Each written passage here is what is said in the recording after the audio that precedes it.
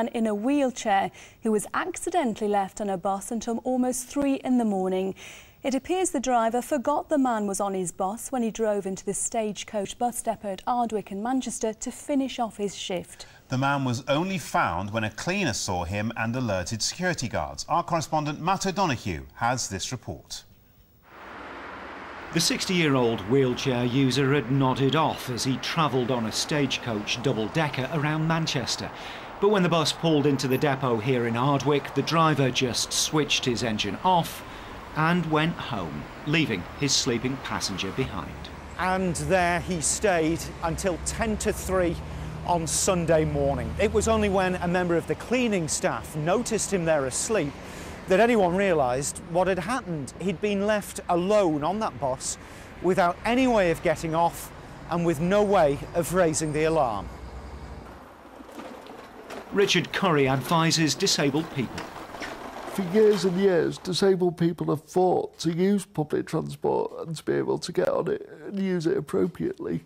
And funnily enough, now they can't even get off the buses. Instances like this are very worrying for disabled people and may lead to them not using public transport. Richard says something similar happened to him. I was left on the train when I should have been help supported getting off the train to my connecting journey. Quite simply, even though I'd booked with the train company previously and gone through all of their systems, I was left on that train and it added an extra 2.5 hours journey and a lot of stress. Hello, Manchester Disabled People's Access Group. Flick Harris works to improve access for disabled people. Because the design of buses makes it very difficult sometimes for people to reach alarm systems or to make themselves heard or make themselves aware. Also, some people find it difficult because of the design to get in and out of the spaces. So there are particular difficulties, and we would have expected that the bus company staff would be particularly aware of that. Stagecoach has a record of working with disabled people to help improve their experience. They've described what happened as an isolated incident.